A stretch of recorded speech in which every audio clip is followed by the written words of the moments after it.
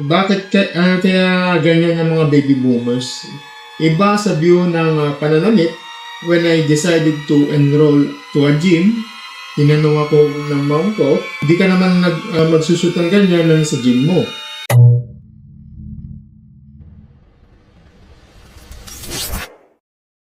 Hello mga stories! Welcome back sa isa namang content. Mga stories, so bago basahin lang itong Reddit stories, no?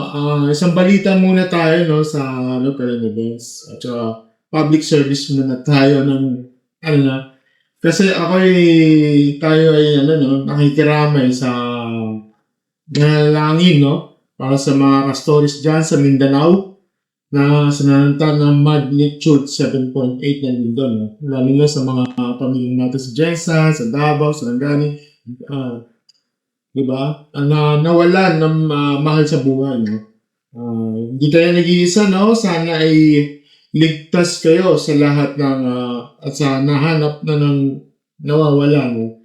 At ayun, tsaka kumusta kayo, no? Comment down below sa comment naman lang kayo, no, sa mga nag-messages para malaman namin na safe naman kayo. At saka dasal lang tayo, no? At sana maharap na rin yung mga iba na nawawala pa, no? At grabe. Alam niyo ba, tinaman natin, no? Nasa 35 casualties yung reported, mostly sa Jensen. At iba, 12 na still missing, 134 plus yung na-injured, 8,600 yung schools yung affected dyan. Yung Jensen, yung airport, partially closed. So, yun. Okay, sa mga stories natin dyan, no, please check in and let us know, no, if you're okay, no. Iwas muna sa mga damaged na buildings, no, na laging makinig sa updates sa PBOX, no. Stay alert at saka stay safe kami dyan darasal para sa inyong kaligtasan. Ayun. Yun lang mga stories just pray tayo sa mo. Okay, let's move forward tayo. Ngayon, mga stories mo. Alam niyo,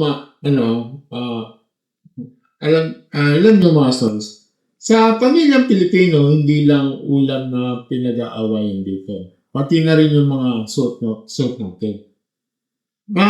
May kwento tayo ngayon, no, galing sa Reddit, no, tungkol sa isang anak at kanyang conservative na mother.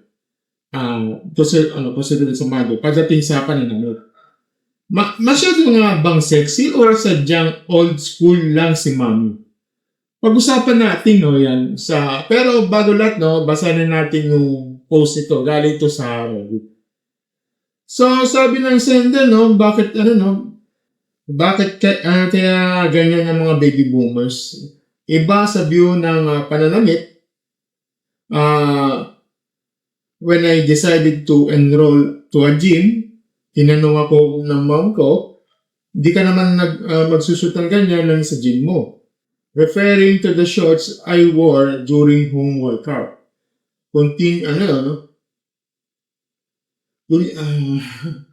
Okay, so, yun, wait lang. So as a newbie, I wore yoga pants to the gym. Kasi ayaw ni mother na naka-shorts ako. My mom would also check if my top is long enough to cover my back. Isang beses, I bought a cute top na medyo maiksi. Nung nakita ni mother, she tried to pull it down but failed. Sabi niya, parang dead man na lang ako. Parang, Dahil nahirapan na ako sa paglalabas ng yung yoga pants, no, I switched to shorts. Parang may kakaibang tingin sa akin ni mother, pero wala rin naman siyang magawa. Matandaan na rin ako at di niya masaway tungkol sa mga ganyang bagay. Minsan, sasabihin niya, siguro tingin ng legs mo sa mga lalaki. Kung alam lang niya na wala namang tumitingin. Eventually, naging comfortable ako sa shorts. Feeling ko mas bagay sa akin kaysa sa pants. So, I started wearing them sa mga gala. Tapos, nag-try din ako sa mga mini skirt. Nothing scandalous, pero feeling ata naman ko masyado ng sexy. Kahapon, bago ako umalis, no, I did the front top kasi medyo mahaba yung top ko. I was also wearing shorts that time. Hindi na mapigilan mag-comment ang mother ko. Sabi ni ma'am, ayusin mo yung damit mo? Sabi niya yung Ma, it's a fashion! Hindi pumalag si Mado. Ayusin mo, nakikita nila. Hanggang, ha? Ano nakikita? Hindi, makasagot si Mado. Sabi niya, basta! Babago yan! Pero wala para wala ng gulo, inayos ko na lang, pero paglabas ko ng bahay, nag-front up uli ako. Ano ba? She's making me feel like a sinner when I just trying to look good.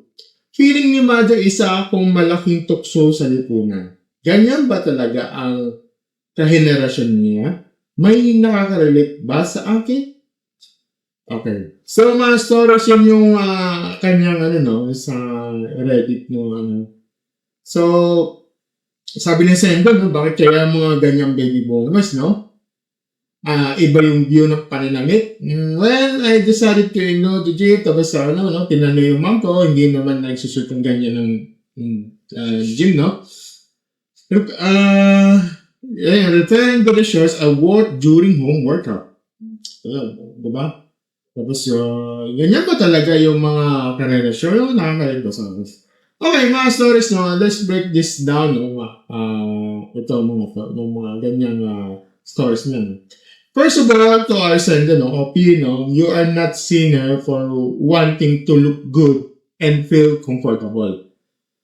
So, anong tingin mo rito, Ito ay classic case ng generational gap and projection, Ito, una, yung sa boomer lens Sa panahon ng mga magulang natin, ang pananamit ay madalas na ikinakabit sa moralidad, o reputasyon.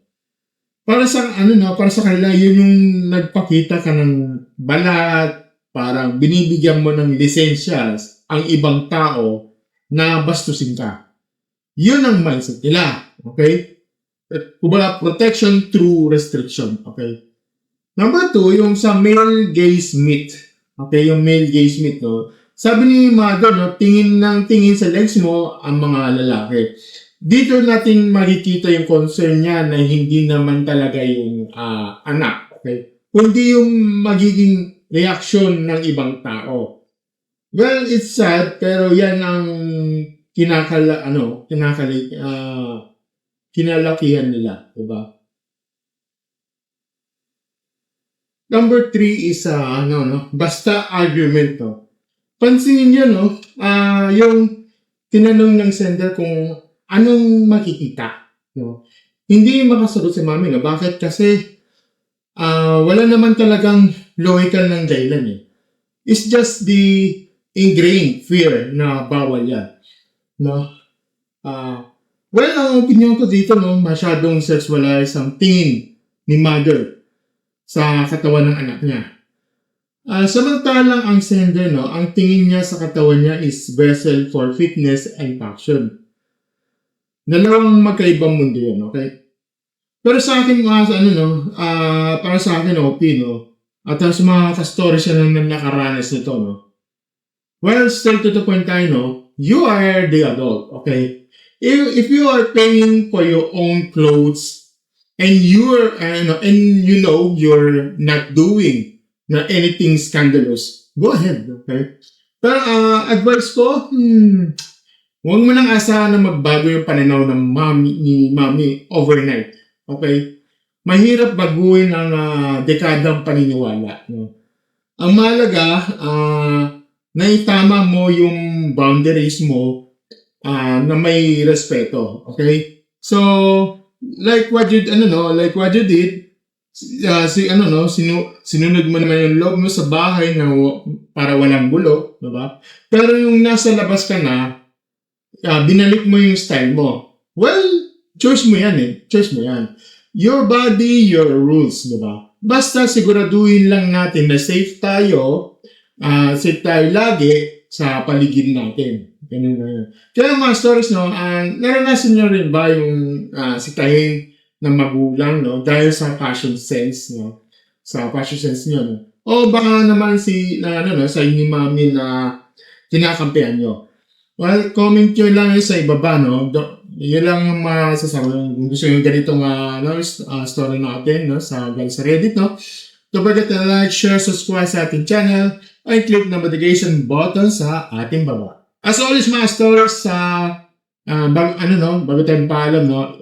Again, ingat lang sa mga stories dyan sa Mindanao. Ingat kayo parate. Alam ko may mga aftershocks kayo, no?